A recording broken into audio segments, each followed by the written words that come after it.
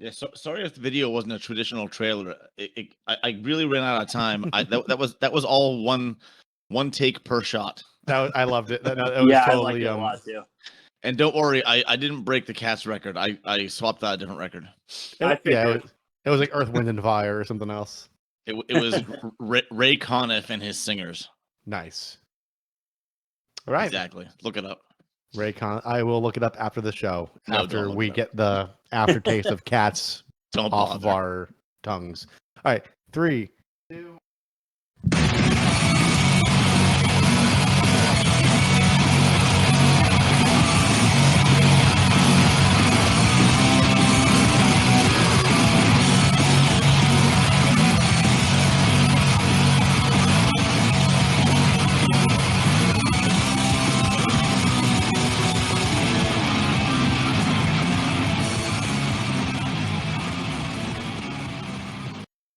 Hello and welcome to the Worst Movie Ever Made, an experimental movie podcast designed with one thing in mind, to find the worst movie ever made.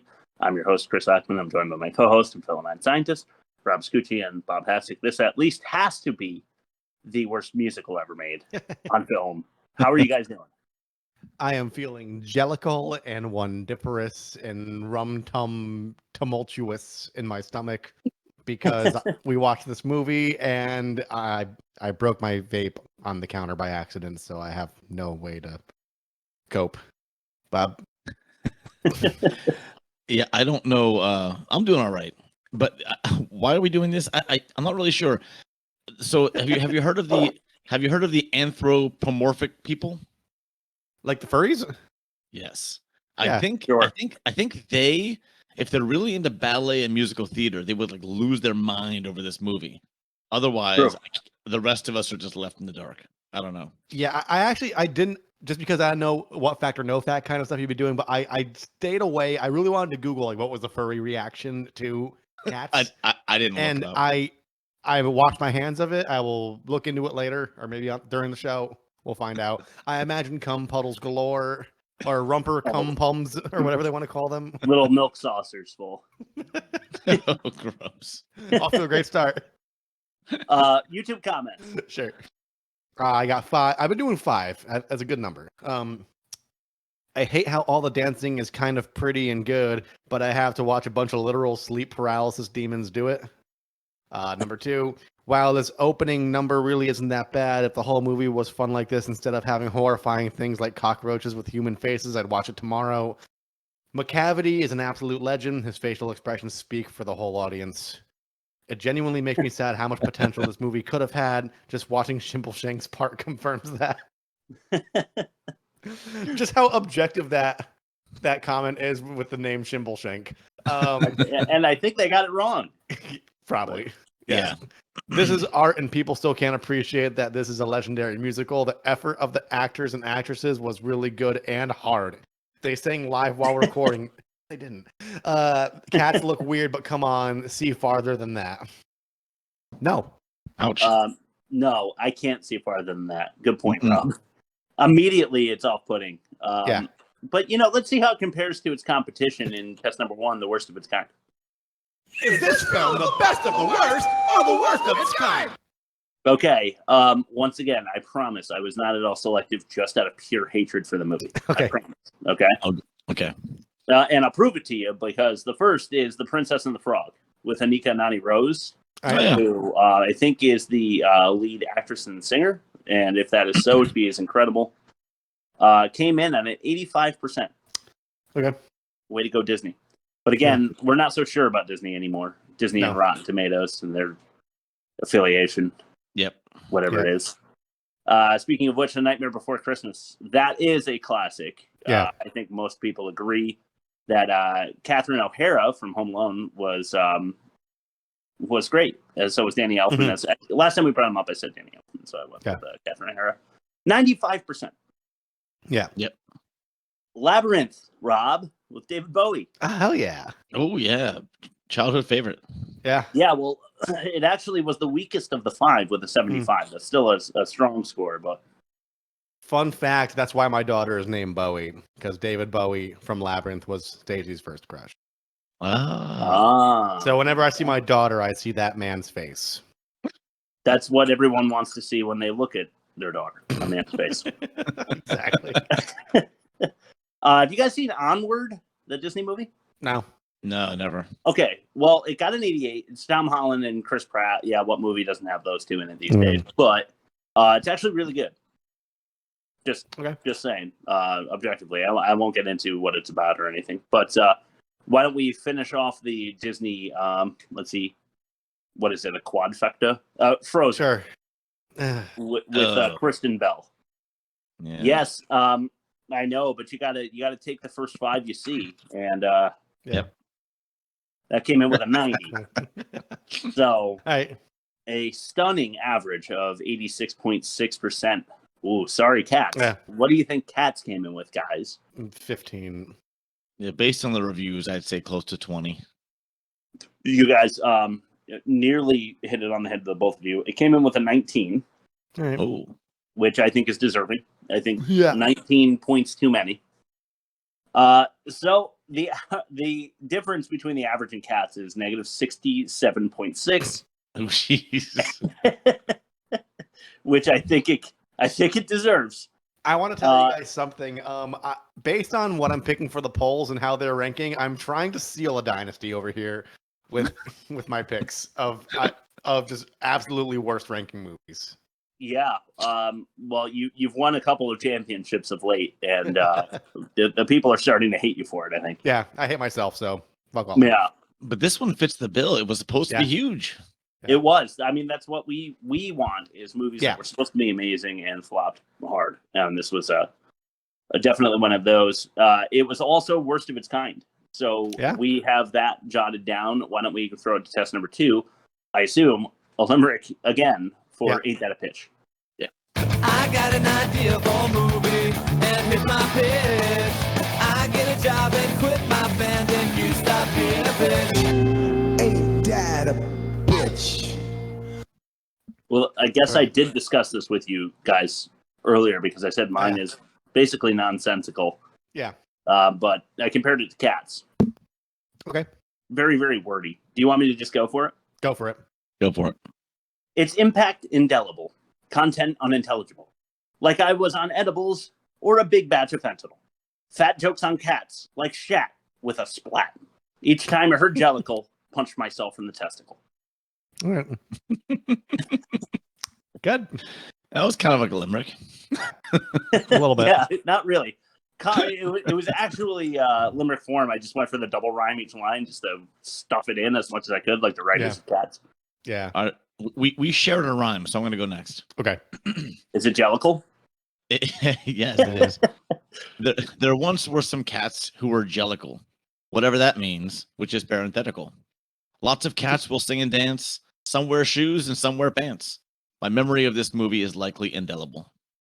Wow, look at that. We both used indelible as well. Yeah. We did. There once was a Broadway play with a legacy that's here to stay. Then they shot a new movie, and to our horror, it was poopy. Make sure that your felines are spayed.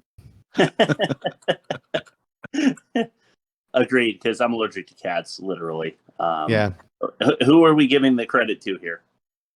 I like Chris's multiple rhymes, and I like so I'll go for I like that. Chris too. Okay, guys, I'm not going to argue. I was going to give it to me too. Cool. What's the star grade? 4. 4.5. So 4.25.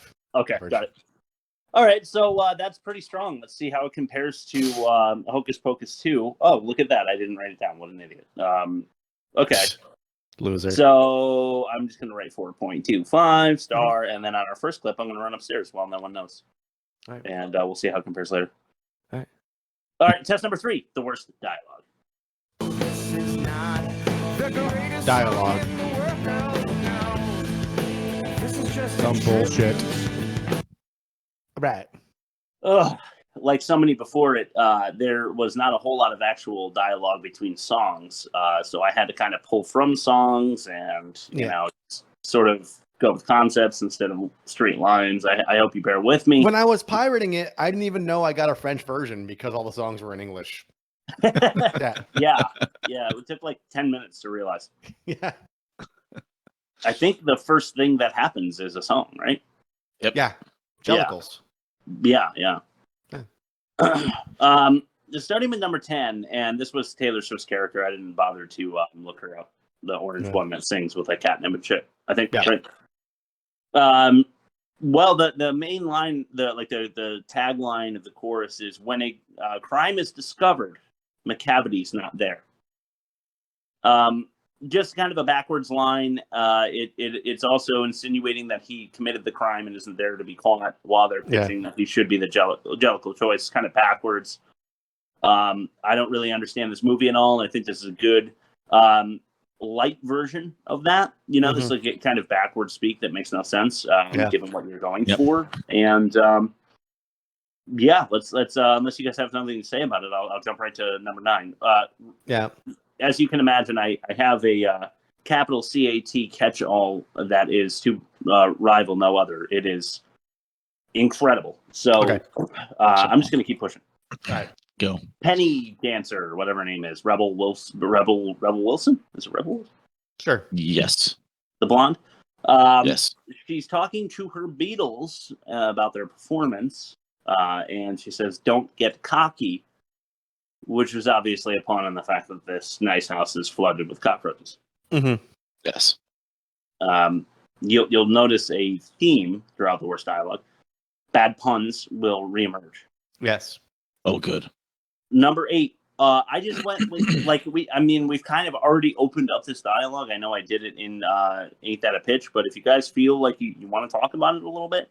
Number 8, I simply wrote Jellicle cats. When you're walking alone with Jellicle cat.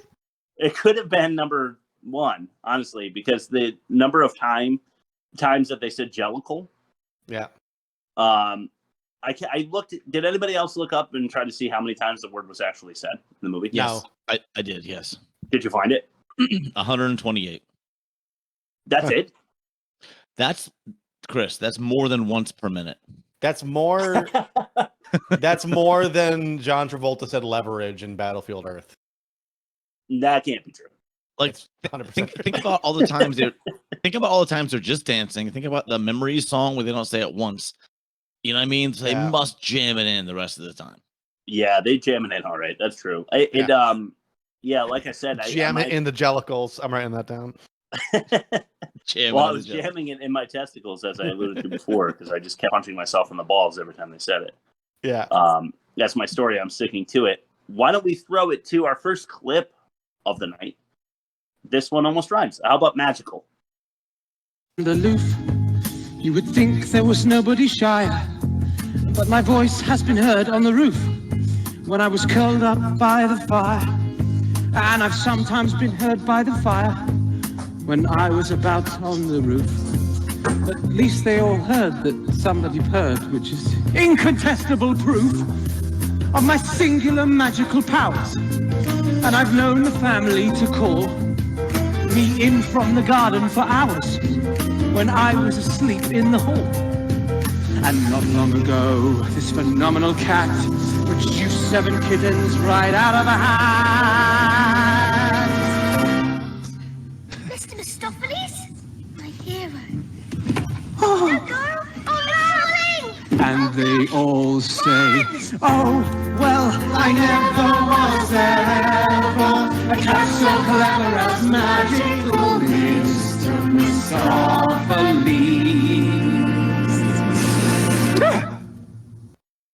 One thing to this film's credit, and I think this might be a Broadway thing, the bass guitar goes off on every fucking song. All right. It's like top-notch musicianship. Like it's good. It's just objectively good. Yeah, give it to Andrew Lloyd Webber. But then again, I think he writes only the lyrics, so I'm not sure. Yeah. Well, I don't know, but good job hitting them with a little honey before I send in the vinegar. He says that he was on the roof, like doing magic or something, or talking or sleeping by the fire, and then by the fire he was on the roof, and then he was in the hallway when they called him in from the garden for 3 hours, and that's incontestable proof of the fact that he's magical. And then he pulled 7 cats out of his head, and then he started singing about himself again. Yeah. I hate this movie. Number 6, Penny. Oh no, look what the Mhm. cat dragged in. I don't remember when that happened. I don't care. It's another terrible one of these fucking stupid cat puns. I hate this movie. Yep. Number 5.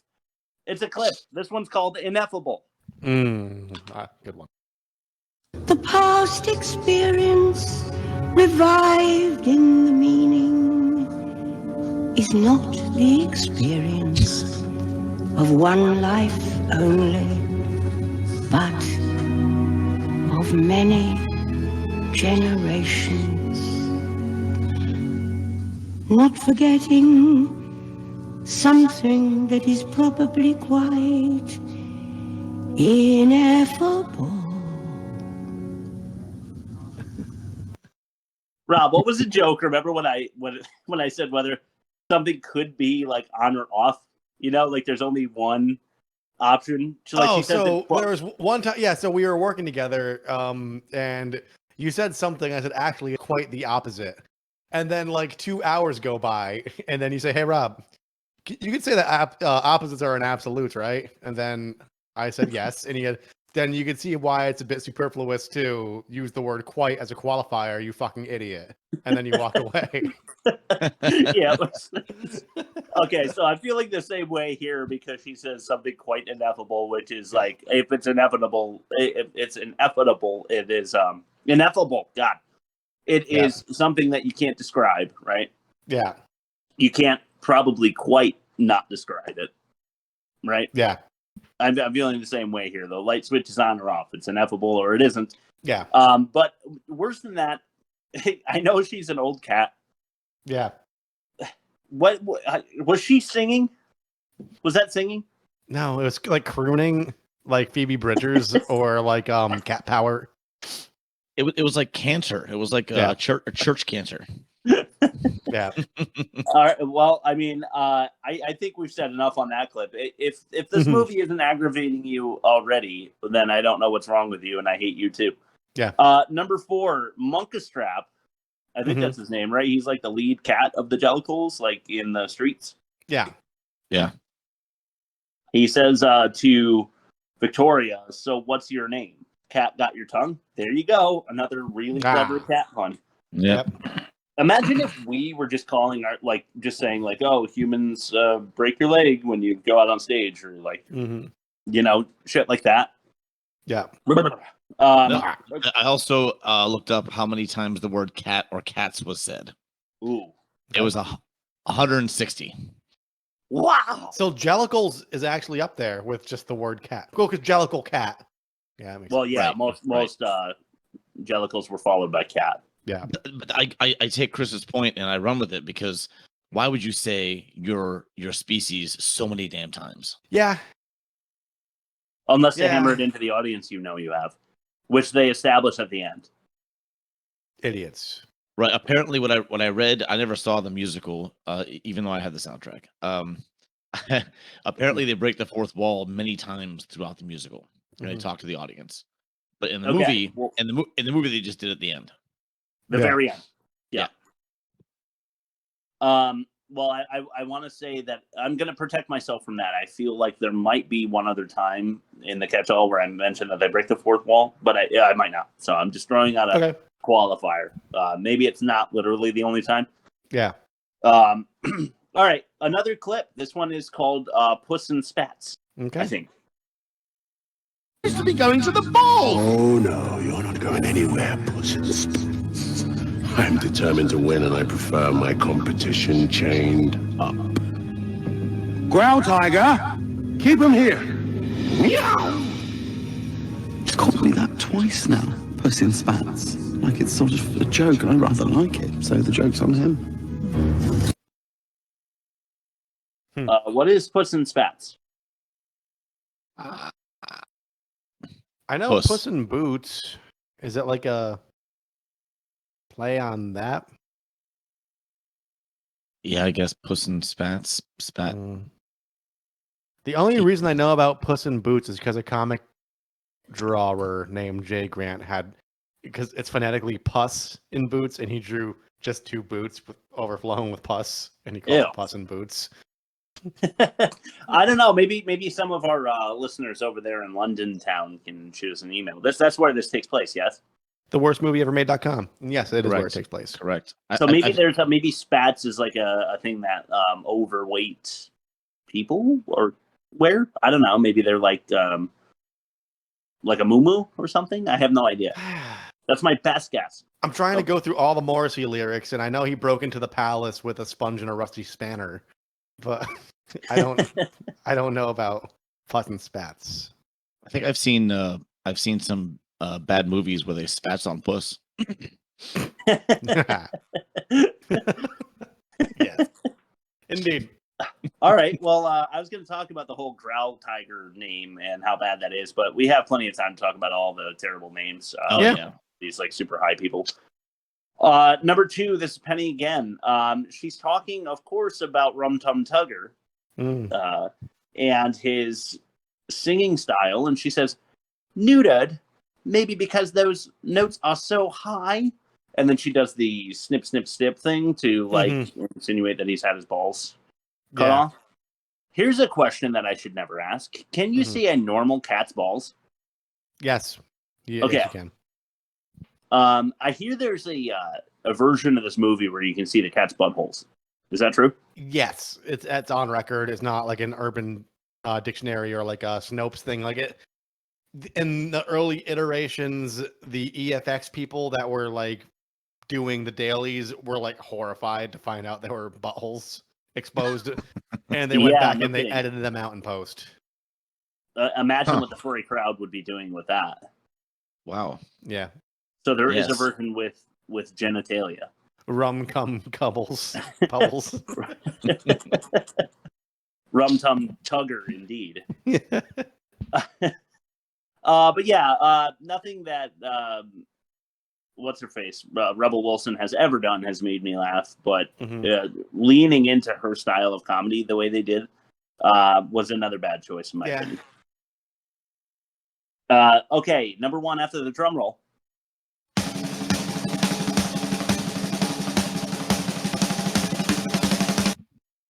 Pure shit. Keeping it objective, we see.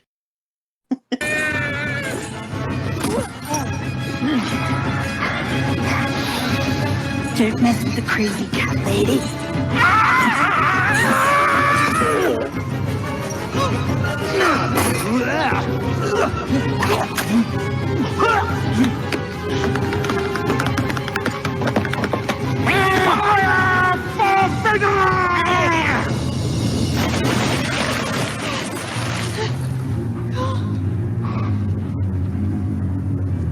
The field of the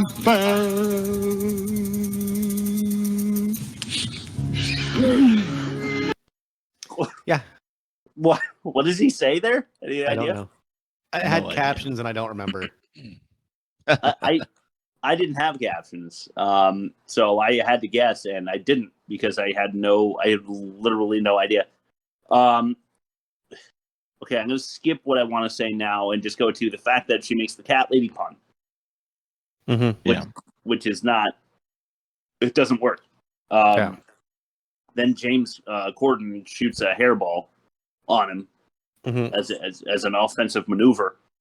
And then Growl Tiger falls into the river after Ian McKellen does the performative hiss, I suppose. And then he says something unintelligible. And it was extremely awkward at that. I hope the YouTube audience appreciates the clips because seeing it visually is going to add a little element here. Yeah. Which that can be said on the whole. If you haven't seen Cats, what was it, 2017? 19. Okay. If you haven't seen it, I'm not saying you should. I'm not saying you should get a bootleg version. Just Google image it. Just take a look at the faces on these cats. It's really something. And I'm probably going to take to Google just to see a little cat butthole at the end. A little butthole, yeah. You know, as soon as this is over, because I got to know. Yeah. With that said, I'm going to check my phone real quick while we throw it to test number 4. The worst production. Just kidding. The worst production. The worst production. Put your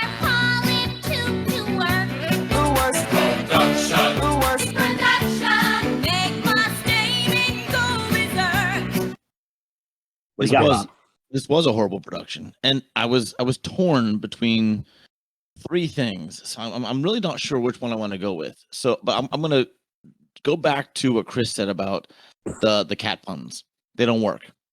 But that kind of piggybacks onto another thing, where anytime they left the source material, like anytime not diverted, what's the word I'm looking for, but anytime they left the source material and made castration jokes or made cat lady jokes or made hairball jokes, none of it landed. None of No. it. And anytime a movie is that committed to the source material, but then decide to throw movie things in like that, how many nut shots were it? Like 2 nut shots in this movie? There were a couple nut shots, Yeah. yeah. Like all that stuff was just unnecessary addition, and I'm pretty sure. But also, I'm gonna say my original one was too much CGI. Yeah. That I'm torn between those Yeah. two things. They didn't need the CGI in the cat costumes. They could have just had like just some good latex and practical. Yeah. So rumor has it that the director put like an enormous pressure on the CGI team, like basically saying like you gotta overdo this movie to my specifications, and it has to be done by this deadline. So a lot of them were actually sleeping under their desks because they were working around the clock. I don't really understand how he thought that would work anyway, though, because the scale isn't even right. Like the scale of the sets makes cats larger than they actually are, though. Yeah. You know what I mean? Like a cat doesn't. Okay, so I'm kind of ruining a catch-all here, but like cats are not bipedal, so the cat's height is a time and a half what it would normally be to scale on the set. So they're like, I don't know if they were saying like sit on crawl on all fours and then we'll scale it out. We'll take a picture and then have them walk on 2 feet the entire time, or what? And to that point, correct me if I'm wrong, I don't think they ever mentioned what a jellicle was. Maybe it's its own species that can be bipedal and disproportionate. Yeah, they give some kind of really super like quarter-hearted explanation, I think, in the Jellicle cat song. But what that explanation is, I couldn't tell you. Maybe I'm just thinking about them explaining why they have 3 different names. Yeah. Which is really only 2 different names, which is really only 1. Yeah. Really? So, Bob, is it too much CGI or is it the breaking from source material or what? If I'm going with production, I'll go with the CGI just because I feel bad for that department that had to. I agree. Like when I read about the movie, they said that was generally the downfall of this production was the CGI team was at such odds with the director. And then I think the source material would be a good demerit should it come to a tiebreak. Ooh, good point. Yeah. Yeah. I like that, Rob. Good thinking. Okay. Source divergence. Okay. Yeah, I like it because, last thing on the CGI, but it really is just off-putting. Yeah. Like immediately I don't want to look at it. So that's a really bad start. Yeah. Okay, Rob, why don't you give us your phenomenal ad read? Yes. Did he just freeze? Oh, what bad timing is that? I thought it was me. For once. Rob, tell me you're just holding that face. That would be phenomenal. The dogs were great, but you had funny. 5 of them and you ran out of Pepsid. Uh-oh. Fast forward to bedtime. Cold sweats, sleep paralysis. The Hat Man is standing in the doorway, but your screams aren't being heard reverberating through the guest room and into the hallway, but rather into a shadowland beyond the realm of your comprehension. Grilled hot dogs at 3 p.m. You'll be gone a long time. Rob, I wish I heard that whole thing. You froze in the beginning. Did I freeze? Yeah. Oh. Maybe I'll just read it over and then I'll fix it. Yeah, and just cut out the first part. All right. Today's episode of The Worst Movie Ever Made is brought to you by a sister company to microwave hot dogs at 3 a.m. Grilled hot dogs at 3 p.m. Nothing exciting here. You're chilling with the family, you're having fun, playing by the pool, trick-or-treating with the kids after dinner time. The dogs were great, but you had to have 5 of them, and you ran out of Pepsid. Uh-oh. Fast forward to bedtime, cold sweats, sleep paralysis, the Hat Man standing in the doorway, but your screams aren't being heard reverberating through the guest room and into the hallway, but rather into a shadowland beyond the realm of your comprehension. Grilled hot dogs at 3 p.m., you'll be gone a long time. Yeah, that better. That was better. that was perfect. Yeah, Okay. Loud and clear. All right. You know what? You're turning me off from hot dogs altogether, which I'm sad because I do like a them. hot dog. I like them even more. Oh, you do? Yeah, I like riding the melt, dude. It just takes you where you need to go. Yeah, I just hate being reminded of the Hat Man. You know? You know what I'm talking about? Everybody who takes too much Benadryl ends up seeing the Hat Man. You know that's a good thing, right? Yeah, everybody knows that. Okay. All right, test number 5, the most offensive. Cool. Don't call me faggot, you Jew! Eric, did you just say the F word? Jew? No, he's talking about Kyle! Well, that's nice. Eric! Dude, you just said it again. Stanley! Kenny! What's the big deal? It doesn't hurt anybody. All right. All right, let's start it off the right way. We've all mentioned this numerous times already in this first half hour, but Jellicle cats. Mm-hmm. How much can you shove that into my butt before I explode? Honestly. Are you a BoJack Horseman fan? No, my sister is. Okay, so BoJack and I've only seen the first season. I got to catch up. But his ex-girlfriend is like a cat, and she's an agent. And whenever he calls her, she puts him on hold. And you hear, "When you're walking alone with Jellicle cat," and it's like 5 hours later, and he's still sitting on the phone, and that song's playing. Yeah, that's this movie. Yeah. Yep. Cats are largely nudists, right? Yeah. Yeah, largely, yes. Okay, because some choose to wear clothes. Yeah. In some very confusing situations, but that suggests that the ones that don't are letting it fly because they, like alligators or something, do not have genitals outside the body. Yeah. I guess not. I don't know. Number 3, just to tag along, sexy cats. Yeah. Not a fan of sexy cats. Michelle Pfeiffer, Batman Returns. Okay, that's a sexy cat I can get down with. Good Okay. point. That's a cat woman, Yeah, it's a cat, not a woman cat. not a Jellicle cat. Right. Yeah, okay. Okay. 4, and this is before I go on my my alliteration joke thing, but number 4, Okay. fat jokes. Yeah. Kind of in line with what Bob was saying. There's like raunchy, shitty humor in here that doesn't belong, and the fat jokes are far too common, in my opinion. Mhm. Yeah.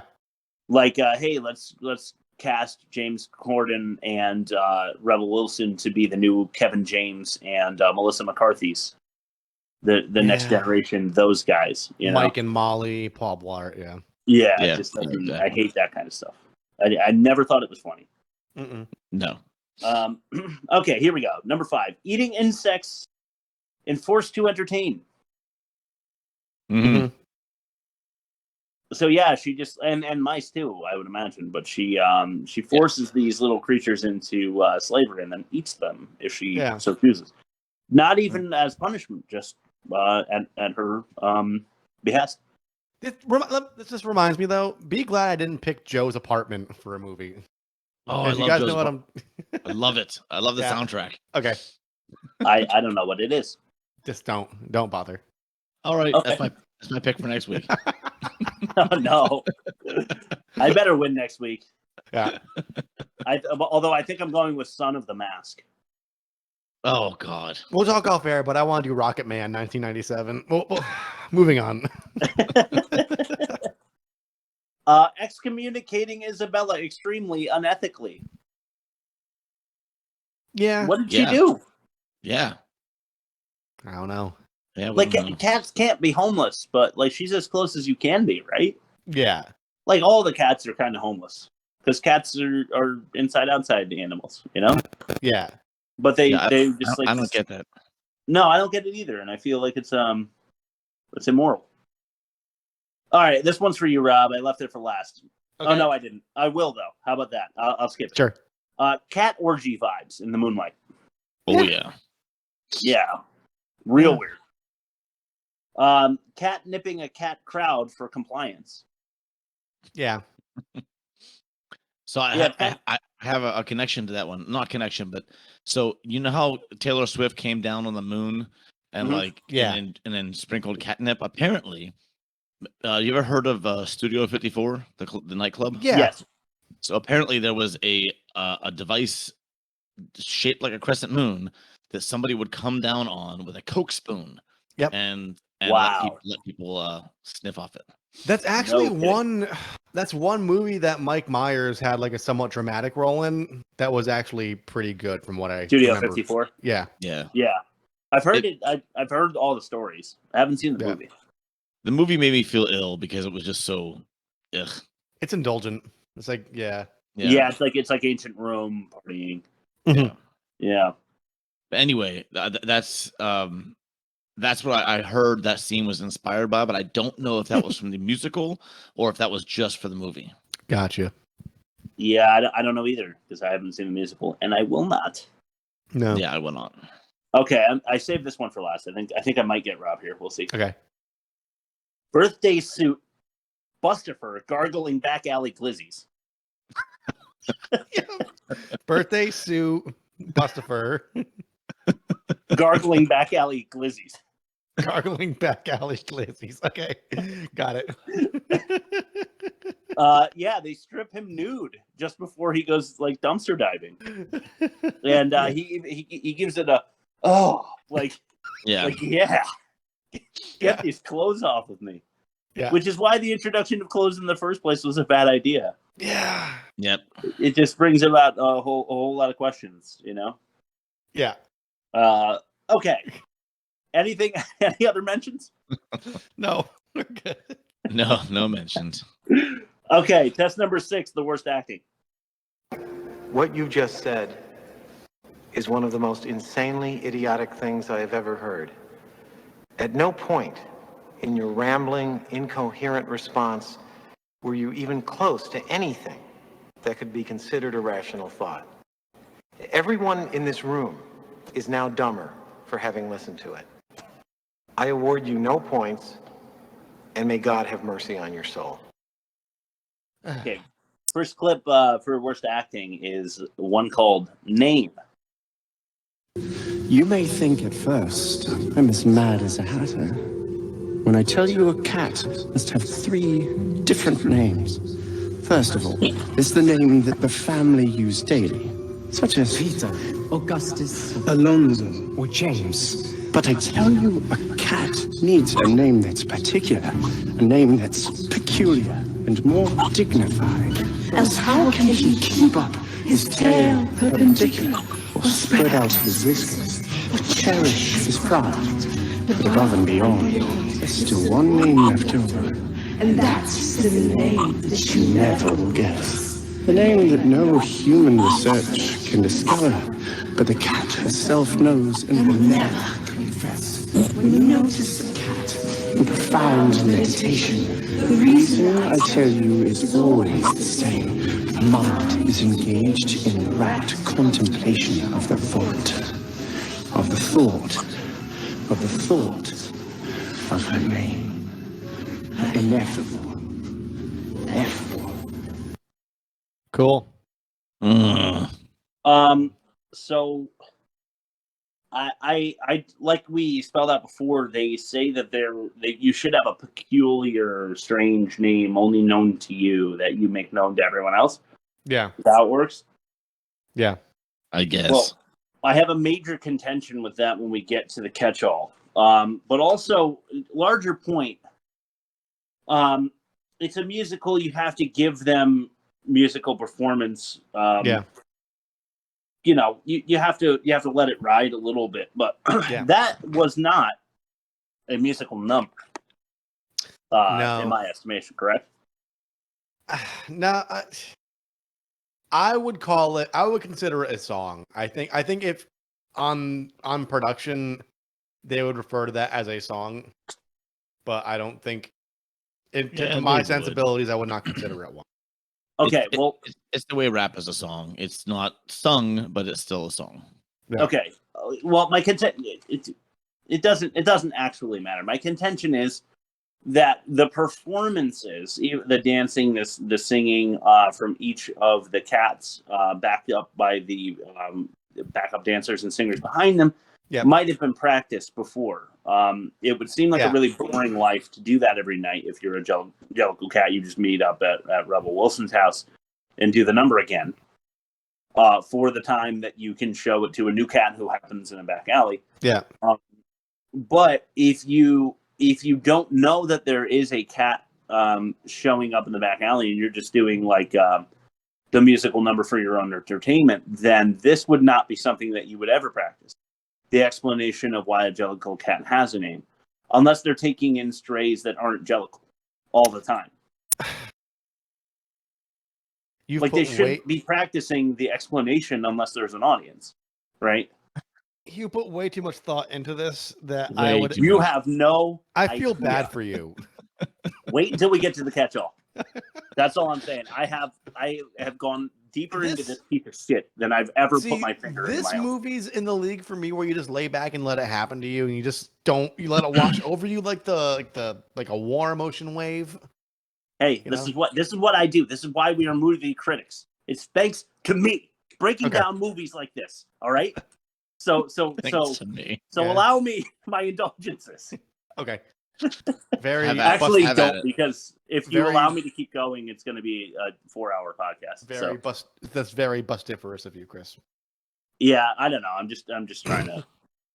Anyway, that's my main contention with that. It feels like something they shouldn't be saying to anyone because we hate exposition. Yeah, and this is expository. It is. It's early. That's why. Yeah. But okay, I'm just gonna leave that alone, and we're gonna move over to clip number 2, Bustopher Jones. It's not a moment to try.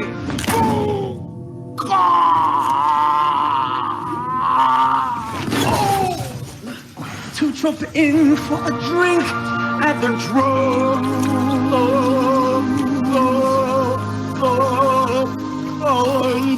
Thanks, Tugger. When I'm seen in a hurry, there's probably curry at the Siamese or at the Glutton. If I look full of gloom, then I've lunched at the 2 on cabbage, rice pudding, and mutton. The boy St. James is the smartest of names. It's the name of his Bramble cat. And we're all of us proud to be nodding about to like Bustopher Jones in white. Bustopher Jones in white. Bustopher Jones in white. Spy! Yeah!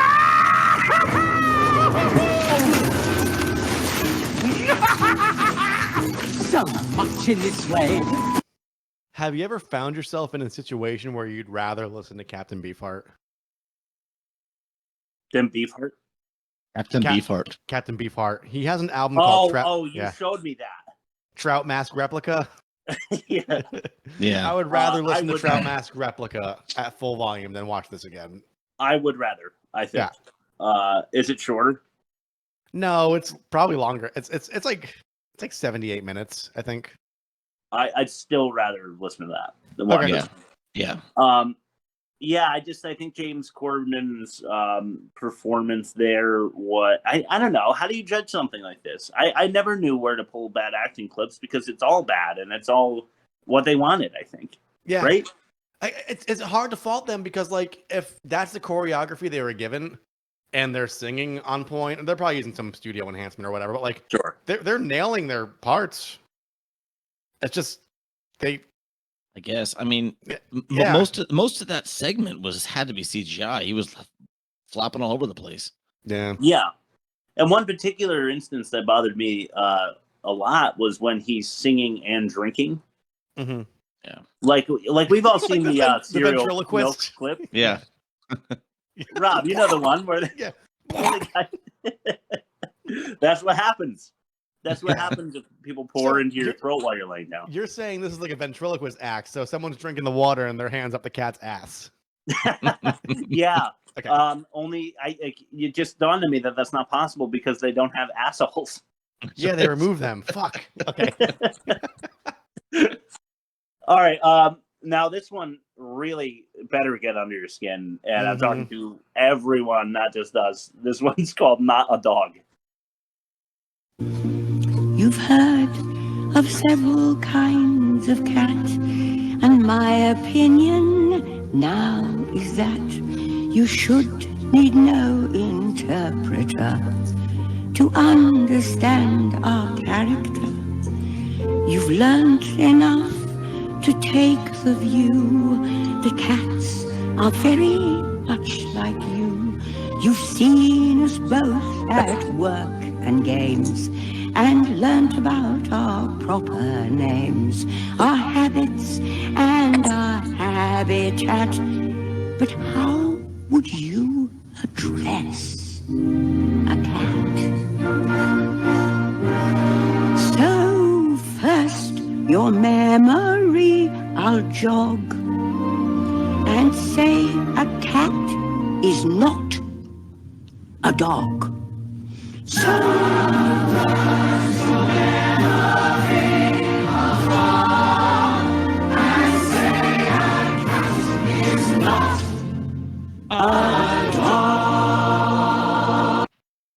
What are they thinking there? Is that another one of these like cat jokes? It sounds like that was the original song. That's what makes it so sad. Yeah. Like, I just don't understand the point that I feel like they should have established at some point their true hatred for dogs for that joke to land. I guess. Yeah. I don't know. I'm deeply disturbed by this movie.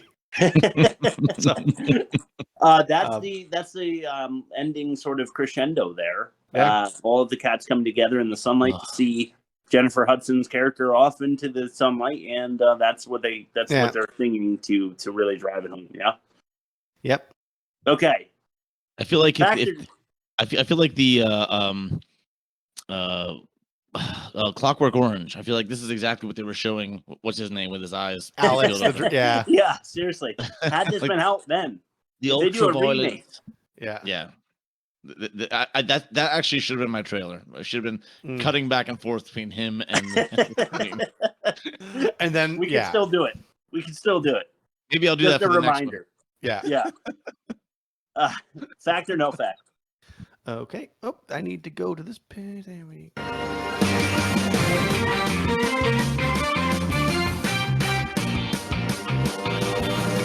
The worst movie ever made presents Fact or No Fact. I got to put my microphone down to type Bob's stuff because I'm traveling light this week. Traveling light. I called fact or no fact shats this week. Just because cats.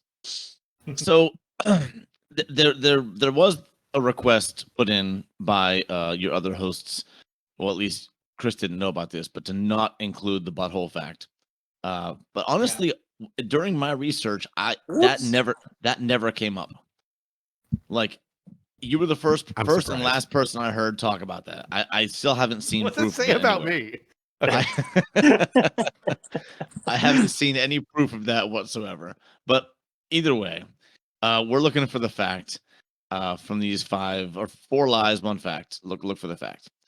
Okay. Starting with, because all the action was done CGI, the production budget saved money with no stunt doubles. All right. Number 2, Okay. the tails and ears were the only cat parts that were done CGI. Cat parts, not the whole movie, just cat parts. Andrew Lloyd Webber, that's the guy that made the original movie.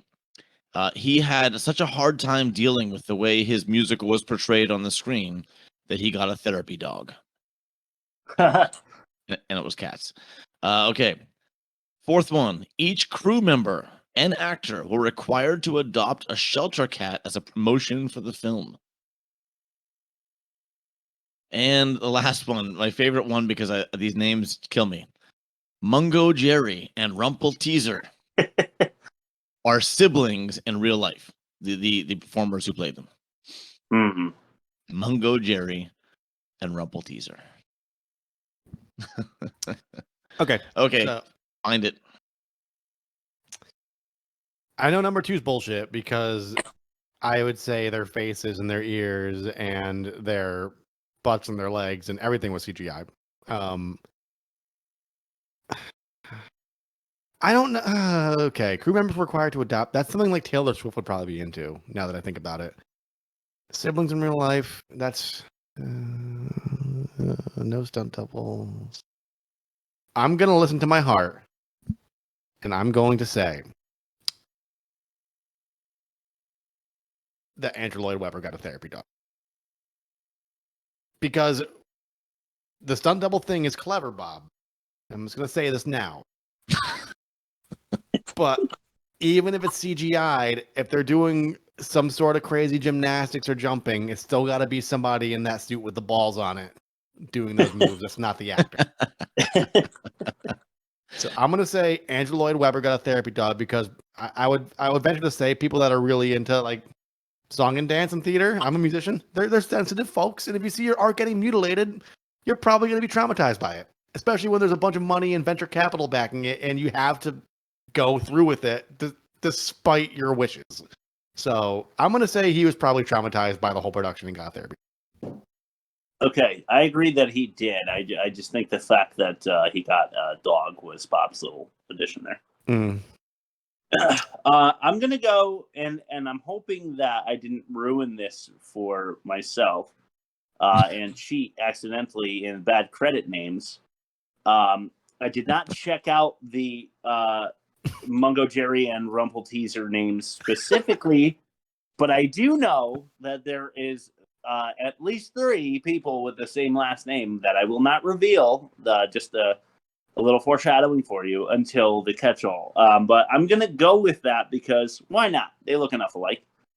So I'm going to go with Mungo Jerry and Rumple Teaser are actual siblings. All right. I meant to say they couldn't get stunt doubles with no assholes. That's what I meant to say. Is that real? You really didn't like? That wasn't the thing in your research? Like I remember the only reason I remember it is because I was like on a Reddit like when this movie came out and like there was a whole uproar about the digitally removed assholes. Well, it's funny you mentioned that because the guy I work with who also has a podcast, he said, "Hey, what's the episode this week?" I said, "Cats." He said, "Oh, the buttholes." So it's lore. It's not just me. Got it. It is. It's not. So yeah, that was just today. So I didn't want to spoil it.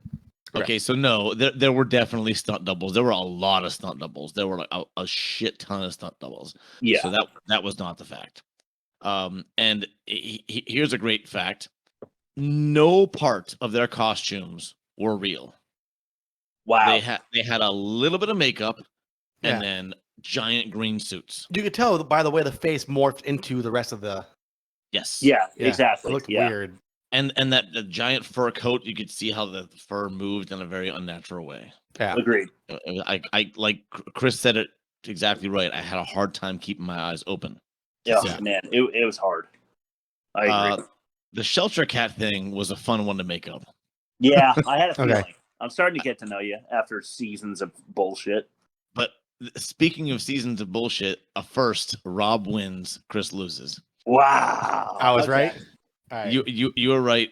He actually got a therapy dog, and he went to get on an airplane and with his dog, and they said, sorry, you can't take a dog on the plane. He says, my therapy dog. They said, we need to see paperwork. And he said, I don't have paperwork. And then he explained that he made cats, and then the movie was based, and they all said, oh, we saw that. You can have your dog on the plane. Good for him. Oh, man. So yeah, I think, Chris, you're right. I read somewhere there's siblings, but I thought it was Mungo J. Rumple Teaser, and then when I looked it up, it is not at all. Okay. Yeah. That. Well, I'm just glad that one of us got you. Yeah. I'm glad. Honestly, I feel like I'm Rob and I are a team now. Yeah. I'm happy for you. This is as the teacher of me. I want you to succeed. Thank you. Give us a big red A+ for this week. Yeah. All right. Are you guys ready? For the catch-all? Yeah, because I'm going deep this time. I hate to say it. I'm going real deep into the theory behind this movie, the plot. I'm gonna really deep dive. So let's throw it to the catch-all. We're only asking you to pick up what we're throwing down because you're not catching it in the first place. Welcome to the catch-all. Okay, here's a little one. Here's a little one for you. It opens with, big people dropping off the cat in a sack. It's Victoria. Then the other cats rip the bag open. Cat's out of the bag joke, right? Yeah. Yeah, I didn't catch that, but good. Yeah. I don't do well with visual puns. No. Who knows? Maybe I don't either. I did catch that one. Yeah. Okay, we already mentioned it, so I'm just going to say it real fast. The human cat faces are puke-inducing. Next, the music sucks, mostly. Yeah. What was Idris Elba thinking? Oh. Okay, do cats practice musical numbers, or is it instinct? Because we kind of touched on this. Here's some of my deep dive material. Okay, you ready? Yeah, let's do it. Gus is a theater cat. Yeah, that's his peculiar name, apparently. Asparagus. Yeah, it was asparagus. Yeah. He just knew he was asparagus. That was horrible. Oh my god, unbelievable! Yeah, good call, Bob. I didn't put that in. But magical Mr. Mistopheles asks him if he's nervous, and he replies by saying that he's practiced, and he's done it enough that he's not nervous, right? Mm-hmm. Then his performance is less involved than any of the other numbers, and it's about his current status, making practice less relevant, and it also kind of breaking a fifth wall, I don't know. I don't really understand, because if he practiced that, and it's a to the moment, it's not a rendition, it's a status report. It's his soliloquy is like a Facebook post. I'm not doing so hot. Right. Yeah. And so when do you practice that? And he, in the bathroom mirror at 3 a.m. with a hot dog, Chris. Have you learned nothing? You know what I mean, though? This kind of I don't really understand why the cats are ready to hear him say this and where he would have performed this before. You know what I mean? It's less involved than any other number. And the rehearsal part is a point. It's a valid point. But I want to go back to your first point, which was, I think, a better point. This performance was so underwhelming. Yeah. If you're into ballet at all, this was an incredible movie for ballet. And they really put on some amazing performances. They did. And then he gets up and does a very quick monologue, and they go nuts. Like it's a turtle taking a shit. Yeah.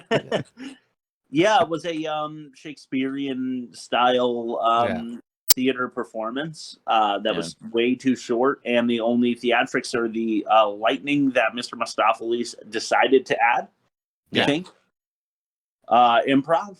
So it just really bothered me. Let me rehearse the thing that I can only say now because it's current, kind of thing. Yeah, it just doesn't make sense to me.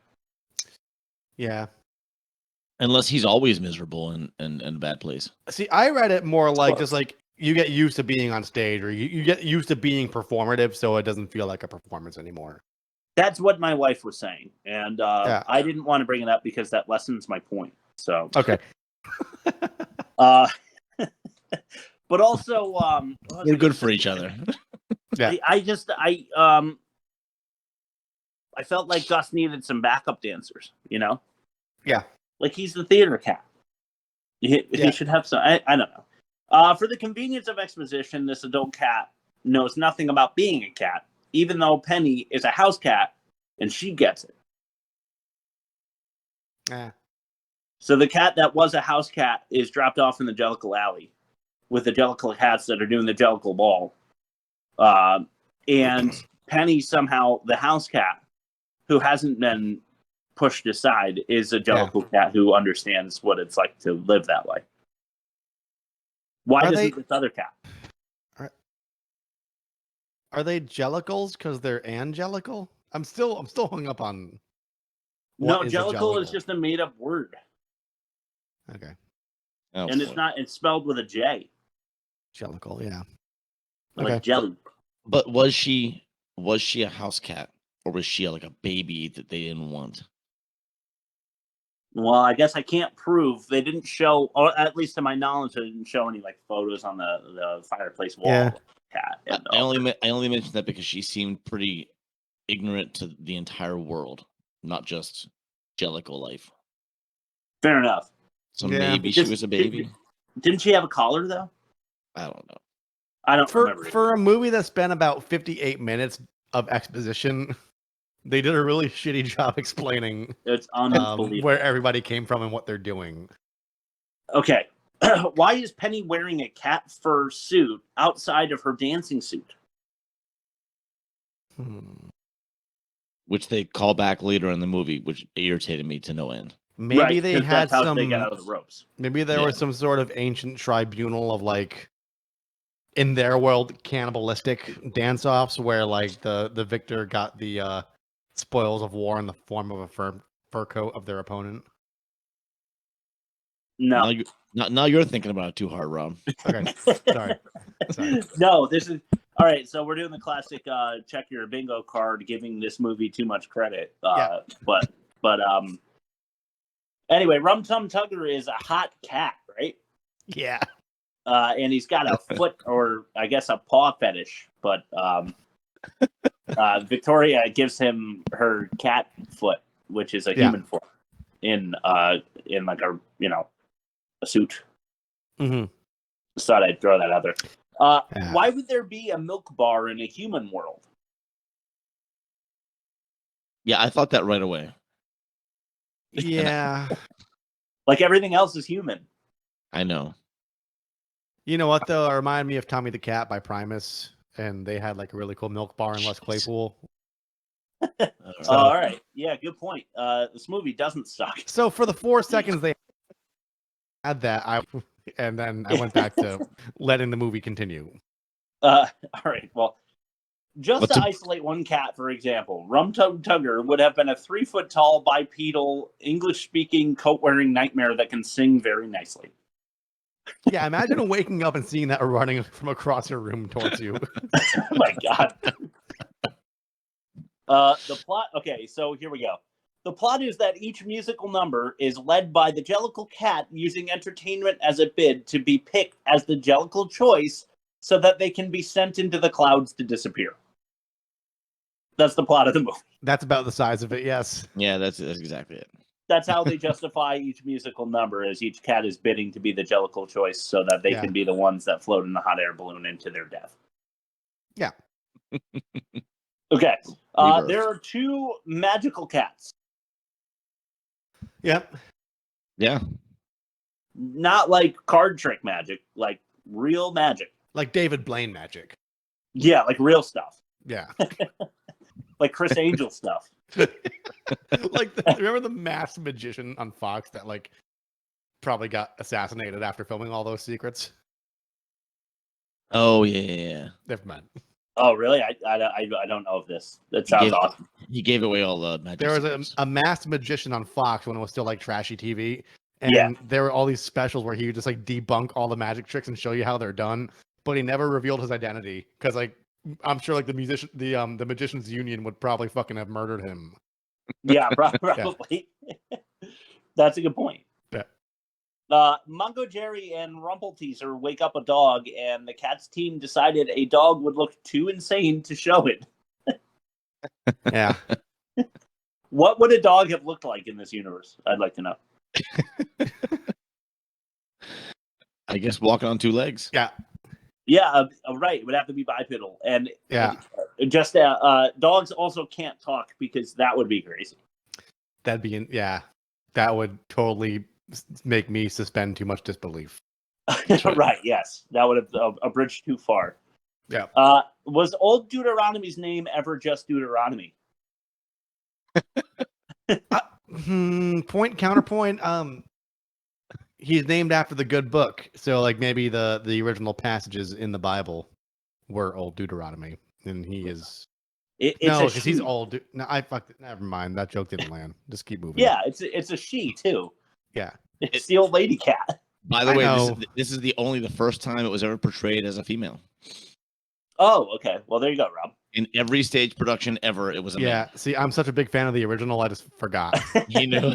Well, I assumed when they mentioned Old Deuteronomy at first that it would be a man, because it doesn't sound like a woman's name. But these days you can never be certain. Some they them action in there, I would say. Yeah, there's definitely some them, and it's and we're, dude, it's Deuteronomy. Deuterino. Oh, damn! You just stole a joke. Oh. Why does she get to choose? Doesn't that seem like kind of a dictatorship? Like if it's something we're all after, why wouldn't she just put herself in the hot air balloon? That's a good point. Especially because she's old. Yeah. I wrote, and I already mentioned him, but no, Ian McKellen, what are you doing? No. Yeah. Yeah. There's an enormous dance routine with no singing and no other source of music. Yeah. So for us, there's music, but for them, there wouldn't be.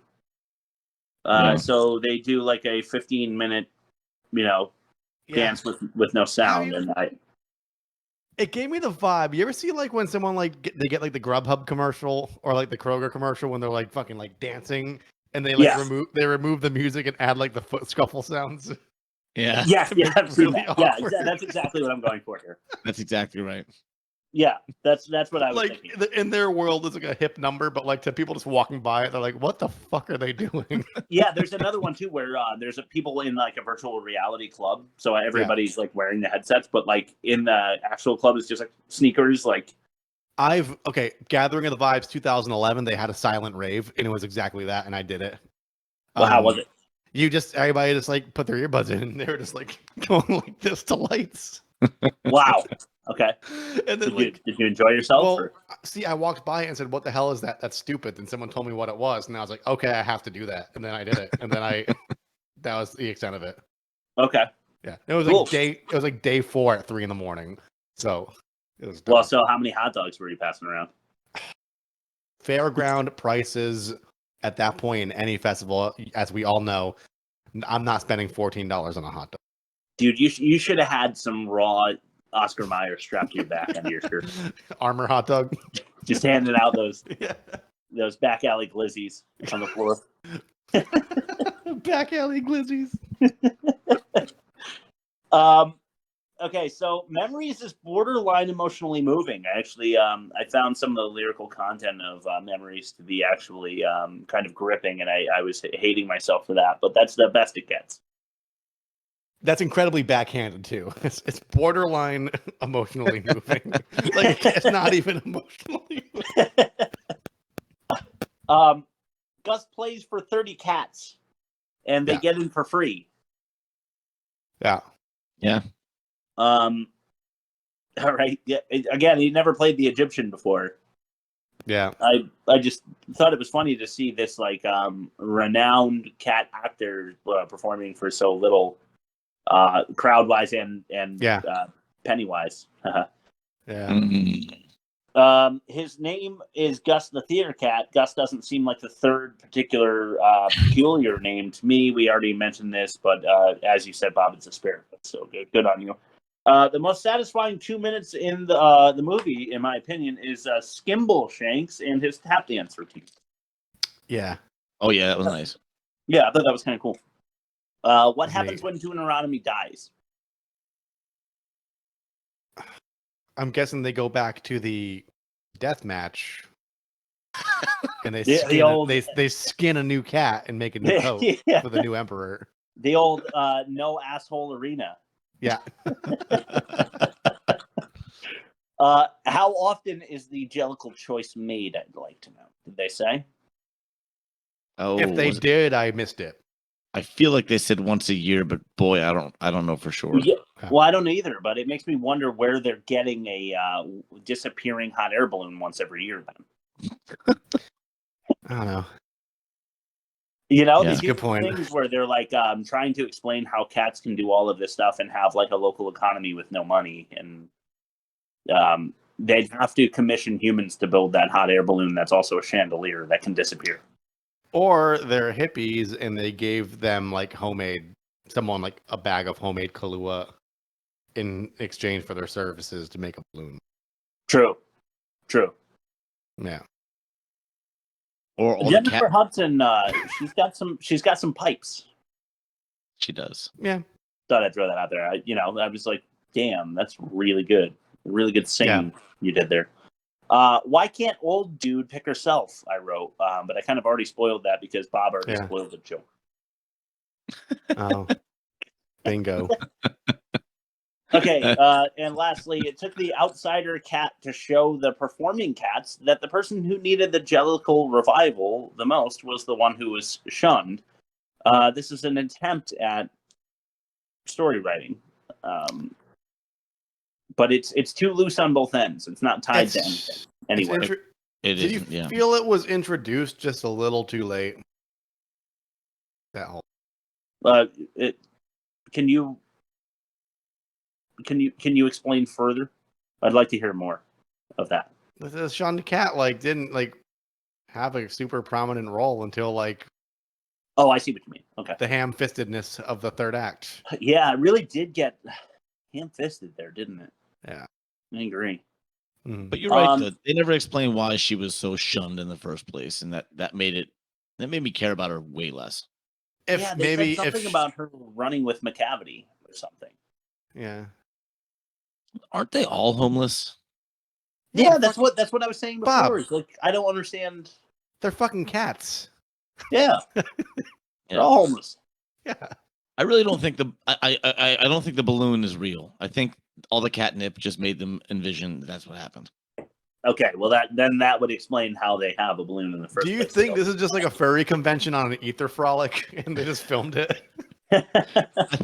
I think they dumped her in the water. She sank to her death, but they imagined that she floated away to a new life.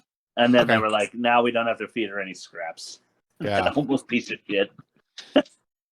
I feel like this is an elaborate way to control the pet population. Yeah. Yes. Have your pet spayed and neutered. Yeah, Bob Barker at the end, right? Was it Bob Barker? Yeah. Any more mentions before Rob's alternate ending?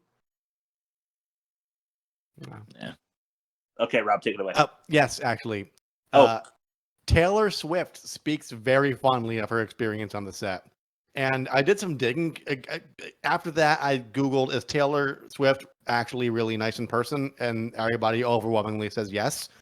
And she said that you can't, when you're part of a project and you're that close to it, if the people are kind to you and you have a good time on the set, that's all your experience is. You can't really bank on whether or not people are like it. And I found that interesting. So that's kind of wholesome. That's a positive way to think, and good on her. Maybe it was all the catnip she was drenched in for hours. Yeah. And she's like, nepotism. She's like, now I know all these Broadway people and I could use that. So also that. Hey, fair enough. All right. Same. Take it away, Rob. This, or you can do that, or you can do this, or you can do that, or you can do this, or you can do that. Just pick one. Euthanasia. All right, bad credit name. Bad credit names. Bad credit names. Bad credit names. Yeah. Bob warned me about the bad credit names this week. Okay. You know why? Because there were 4,000 names on this project. Is this like that Creed video? What's that? There's a Creed video that's all CGI, and the reports on it were that they spent thousands of man hours trying to meet the deadline, and just knowing that some dude didn't get to spend Christmas with his family, so Scott Stapp could have a sword is amazing. Do you know that I just saw him at Oysterfest? Perform? Yes. Awesome. Scott Stapp did Oysterfest in Milford. Yeah, I mean, he's in the state fair circuit now. I'd say Jim Blossoms always do Spin Doctors, all those kind of bands. Yeah. I mean, Blue Oyster Cult was at the Oyster Festival. Believe it or not. It's a funny coincidence. Yeah. But you're at that level. You know what he played the whole time? The Marlins song, "We Will Soar." No, it was all Creed shit. Oh, was it? Okay. Yeah, I was surprised. I didn't think he'd have the right to use it. Maybe he wrote the songs. I don't know. He has he does a song called "We Will Soar," and it's on a solo record. But they had him redo it for the team, the Marlins, And he's like, strike one, strike two, stealing a base. It's actually like, Oh my God, I'm YouTubing that. I'll send it to you after. Yeah. Immediately after I look up cat logo. Okay. I'm looking that up. All right. Anyway, so the reason I say that there's a million names is because I could not keep up. I wasn't going to sit there and read them for an hour. I'm sorry. I'm just not doing That's it. fine. Podcast is supposed to be fun. All right. Yeah. Yeah. Andy Black and Bluer. Okay. Oh yeah. Bluey Robinson. Okay. Poling Tongue. All right. Okay. Lupt Atuma. Ew. Ah. Lupt. That's cancerous. Lump atuma.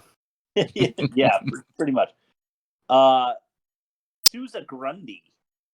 Ew. Naga Sundeep. Okay. Sundeep. Yeah, I kind of like Naga Sundeep. It was Sundeep. Yeah, I've noticed Sundeep. Yeah. Okay. Well, I had to write this one in because it's our first reference to South Park met Towley. Oh, you want to get high? Towley. Cool last name. Okay, here's why I thought maybe the Rumple Teaser and Mungo Jerry kids were twins or whatever. It's because we had 3 people with the same last name, and I'm going to give you all of their first names first because they're the winner. They tie for first. Okay. Rebecca, Larry, and Lee Gooch. Gooch. That's fucking gross. That just sucks. Speaking of South Park, Cartman, one of his dolls is Rumper Tumpkins. Yeah, that's true. Yeah. Oh. And then he got a doll of Muscle Man Mark. And in real life, Muscle Man Mark got a Rumper Tumpkin tattoo. And then next time they showed Muscle Man Mark, the doll on South Park had a Rumper Tumpkin tattoo on it. No kidding. Yeah. How about that? Yeah. It's like a picture. Well, there's our weekly South Park segment. Yeah. So on to movie comparison. Nothing compares. Nothing. This is going to be probably a clean sweep. I don't know. Well, we'll have to see, but I got to give it to the song there, the little bumper, because nothing compares to Cats in my opinion. Yeah. Even if there are worse movies out there, nothing compares to this. Yeah. Hocus Pocus 2 versus Cats, starting with the worst of its kind, -25 and worse. Decent score from Hocus Pocus 2, but as you might remember, a -67.6 and worst of its kind from Cats. Yeah, that's fair. Clear winner there. I'm not going to call that one a wash. Numbers don't lie. Okay, Rob, it can't be a sweep. You know why? Because we gave Chris a 5-star pitch last week. Oh. And now, the higher the star grade, the worse the movie, with a 4.25 star and another Chris victory, I might add. Cats does not clean sweep. It's 1-1 headed into dialogue. What do you think was worse? It's Cats. Yeah, no, I will fault Cats. Yes. On that. Okay, cool. It was worse. Well, I don't know who's winning this one. The worst production for Hocus Pocus 2 was Let Sleeping Dogs Lie. A reference to the fact that this should never have been redone. Hocus Pocus 2 should not have been a remake. And then Cats is too much CGI. What's worse? I mean, I'm gonna go. It's hard to say something shouldn't be made at all, and that's because that's gonna be worse from a global standpoint because the whole thing's a piece of shit. But if you're gonna remake or if you're gonna make a Broadway musical into a movie, don't do it like this. Agreed. Yeah, it was unnerving. Like I've seen some pretty Chris, Bob. We grew up with Faces of Death and Rotten.com. Oh yeah, and I gotta say, I walked away from the 2019 version of Cats feeling like not the same. Mm-hmm. Yeah, right. It's hard to take anything in and feel anything anymore thanks to those sites. But this certainly made me feel like that really effective horror movie feeling. When you go to sleep and you think there's a shadow in the corner of your room, all I saw was Rum Tum Tugger running across the floor. I need to just quickly mention that the one guy, one jar guy, one guy, one jar. Yeah, one guy, one jar. Yeah. He briefly came back like a month ago on TikTok. Did he? And you know when they do like the glow ups where like they swing their foot in front of the camera and they pull it out and their wardrobe's changed? Yes. You know, he did. Yeah. Like, it's just his legs, and they're like, "Do you remember me?" And he does that, and he's naked from the waist down in his jar. Oh no! And then he got banned like a week later. Well, he could have been cast in Cats because I think he also no longer has an asshole. So, all right, enough butthole jokes. All right, we'll give Rob a sec. I'm good. I'm going to skip offensive so we can do the mini game, which is not going to be crazy this week, but hopefully we'll get a couple laughs. What acting was worse? I'm going to have to go Hocus Pocus 2 here. Yes, and the reason I have for this is it's hard to fault the acting ability of people in a musical because if they're singing the number and they're doing the moves, then they did their part. Yeah. Acting while singing and dancing is a challenge. So, and they rose to it enough. I agree. So we went with too much CGI for production, right? I don't know that we said that solidly. Yeah, I think so. Okay. All right. So we have the demerit section we're going to do first. I think it's an absolute wash because it's essentially the same thing. The no future jokes really landed for Hocus Pocus 2. Yeah. And the source divergent jokes of Raunch and Fat didn't land either. So I say we don't count those. Wash. Yeah, it's a wash. I can live with that. Cool. All right, well, let's find out what's more offensive. All right. The head-to-toe sniff-up. Okay. Or eating the enslaved. Eating the enslaved. Oh, I guess eating the enslaved. I didn't think about that. Yeah. Assaulting apple bobbers. Or the ginormous register of Jellicles. Well, the apple bobbers what was that? Like trying to drown them? Essentially. Playfully, Yeah. yes. Playfully drowning. Playful child drowning. I used to hate when my brother would hold my head underwater as a kid. So, yeah. Yeah, my sister was taking a bath when I was younger, and my sister just came in with her foot, just put it on my head and pushed it underwater. Yeah. And I just had a half a minute there to struggle. But I'm still here. Yeah. Okay, it's 1-1. Headed into the bonus round, guys. Good job. Mm-hmm. We're going to reverse it. Cats first this time. Fat jokes. Okay. Or Jason Mewes. It's fat jokes. Fat jokes. Because you know Okay, fine. Fat jokes are kind of old hat, but like you can make them funny. Like, I'm thinking Al Bundy. I'm thinking Al Bundy. Yeah. I'm just sitting there pegging the sweater hog came into like it's just funny. I don't know. It makes me laugh. All right. Well, I mean, it wasn't a clean sweep. But we did get a Cats victory at 4-2. Demerits a wash. So the worst movie of the season, maybe ever made, is Cats. I found this movie to be absolutely atrocious. Any closing words before we send our audience out? This director won an Oscar for Best Picture. Huh. Wow. For this movie or for a different movie? No. The King's Speech. Okay. Oh, The King's Speech. Oh, that's fair. Did that come out the next year? And it came out like years earlier, I'm pretty sure. Yeah. I remember it. It feels recent. Not as recent as this. This was barely pre-pandemic. Yeah, that's right. I saw King's Speech in the theater. Actually, he's only the third director in history to win a Best Picture and a Razzie for Worst Picture. Wow. Fair enough. Yeah. Yep. That's my last word. Rob? The worst movie ever made.com. Are we playing out with a clip? Let's play it out with a clip. This is called Mice.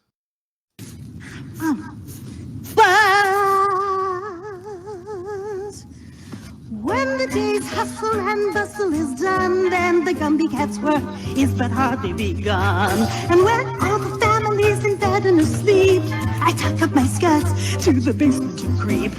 I am deeply concerned with the ways of the mice. Their behavior's not good. and their manners not nice.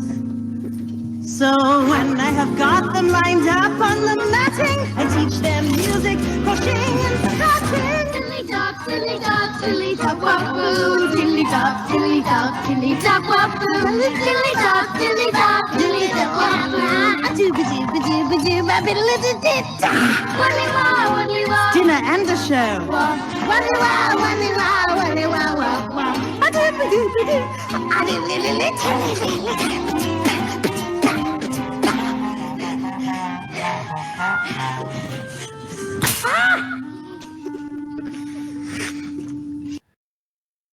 All right, sorry. That just reminded me of Cat in the Hat. Yeah. Just there on the tail end.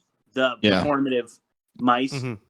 And I just thought it was a weird coincidence that one of our other least favorites of all time was an animated cat who sang and danced and did a terrible job with bad CGI. Okay, that's all I have to say. Let's go home. That was fast.